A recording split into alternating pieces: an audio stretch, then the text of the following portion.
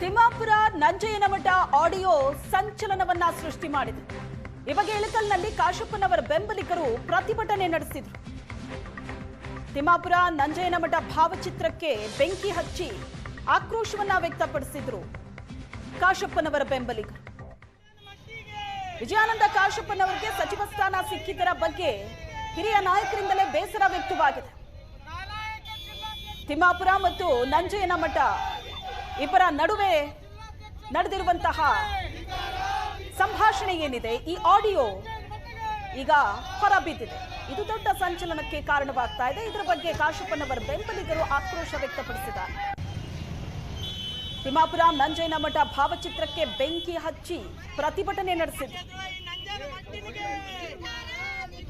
ಕಾರ್ಯಕರ್ತರು ಆಕ್ರೋಶವನ್ನ ಹೊರಹಾಕಿದ್ದಾರೆ.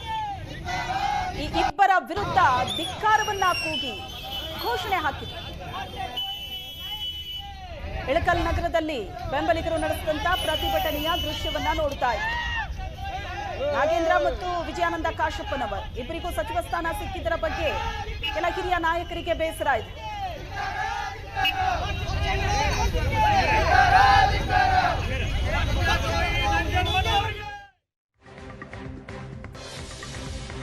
ತಿಮ್ಮಾಪುರ್ ಮತ್ತು ನಂಜಯ್ಯನಮಠ ಆಡಿಯೋ ವೈರಲ್ ವಿಚಾರ.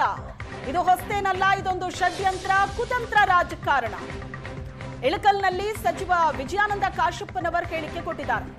ನಮ್ಮ ತಂದೆ ಉಸ್ತುವಾರಿ ಸಚಿವ ಆಗ್ಬೇಕಾದಾಗ್ಲೂ ಕೂಡ ಇದೇ ತರ ವಿರೋಧ ಮಾಡಿದ್ರು. ನಮ್ಮ ಸ್ವಪಕ್ಷೀಯರೇ ನಮಗೆ ಷಡ್ಯಂತ್ರ ಮಾಡ್ತಿದ್ದಾರೆ.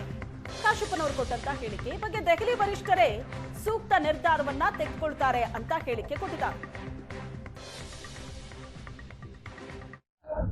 ನೋಡಿ, ಕಚ್ಚಾಟ ಏನಿಲ್ಲ, ನನ್ನ ಹತ್ರ ಯಾವುದೇ ಕಚ್ಚಾಟನೂ ಇಲ್ಲ. ನಾ ಕಚ್ಚಾಟಕ್ಕೂ ಹೋಗಿದ್ದಿಲ್ಲ. ಅವ್ರವ್ರು ಮಾತಾಡ್ಕೊಂಡಿದ್ದಾರೆ. ಅವ್ರಿಗೇನು ನೋವಾಗಿದೋ ಗೊತ್ತಿಲ್ಲ. ನನಗೆ ಸಹಜವಾಗಿ ಕೆಲವಷ್ಟು ಜನಕ್ಕೆ ಇರ್ತದ, ನೋವಾಗತ್ತಂತ ಅವ್ರಿಗೆ. ಅವಕಾಶ ಕೊಟ್ಟಿದೆಯಲ್ಲ ಪಕ್ಷ, ಅದನ್ನು ಹೇಳ್ಬೇಕಲ್ಲ. ಅದನ್ನು ಹೇಳ್ಬೇಕು. ಯಾರ್ಯಾರ ಮೇಲೆ ವಿನಾಕಾರಣ ಏನೋ ದುಡ್ಡಿನ ಆರೋಪ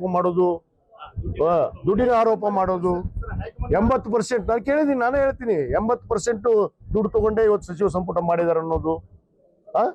ಮತ್ತು ಆ ಪಾಪ ನಮ್ಮ ನಾಗೇಂದ್ರ ಬಗ್ಗೆ, ಅವ್ರ ಬಗ್ಗೆ ಕೇಸ್ ಇದೆ, ಅವ್ರ ಬಗ್ಗೆ ಹೆಂಗ್ ಮಾಡಿದ್ರು ಅನ್ನೋದು. ವೇಣುಗೋಪಾಲ್ ಅವರಿಗೆ ಏಕವಚನದಲ್ಲಿ ಮಾತಾಡುವಂಥದ್ದು, ಹುಚ್ಚರು ಅಂತ ಅನ್ನೋದು. ಮೇಲಿಯವರು ಹೈಕಮಾಂಡ್ನವರು ಹುಚ್ಚರು ಅಂದಿದ್ದಾರೆ. ಇವೆಲ್ಲ ಕೇಳಿದ್ದೀನಿ. ಅದಕ್ಕೆ ನಮ್ಮ ವರಿಷ್ಠರು, ನಮ್ಮ ಮುಖ್ಯಮಂತ್ರಿಗಳಿದ್ದಾರೆ, ಅದಕ್ಕೆ ಸೂಕ್ತ ನಿರ್ಧಾರ ತೆಗೆದುಕೊಳ್ತಾರೆ. ನಾನು ಹೇಳ್ತೀನಿ, ಈ ರೀತಿ ಇದು ಏನು ಹೊಸದಲ್ಲ ನನಗೆ. ಜಿಲ್ಲಾದಾಗ ಇದನ್ನ ಎದುರಿಸ್ಕೊಂತಾನೆ ಬಂದೀವಿ. ನಮ್ಮ ತಂದೆ ಕಾಲದಿಂದ ನಾವು ಮುಂದೂ ಕೂಡ ಎದುರಿಸಕ್ಕೆ ರೆಡಿ ಇದ್ದೀವಿ. ನಾವು ಗಟ್ಟಿಯಾಗಿದ್ದೀವಿ. ಪಕ್ಷ ನಮ್ಮನ್ನು ಗುರುತಿಸಿದೆ. ಪಕ್ಷಕ್ಕೆ ನಾವು ನಿಷ್ಠೆಯಾಗಿ ಇವತ್ತು ಜನರಿಗೋಸ್ಕರ ಏನು ಜನ ನಮಗೆ ನಿರೀಕ್ಷೆ ಮಾಡಿ ನಮ್ಮನ್ನ ಗುರುತಿಸಿ ಇವತ್ತು ಶಾಸಕರು ಮಾಡಿದ್ದಾರೆ, ಅವ್ರಿಗೋಸ್ಕರ ನಾವು ಏನ್ ಮಾಡ್ಬೇಕು ಸರ್ಕಾರದಲ್ಲಿ ಆ ಬದ್ಧತೆ ಅರಿವು ಇಟ್ಕೊಂಡು ನಾವು ಕೆಲಸ ಮಾಡ್ತೀವಿ.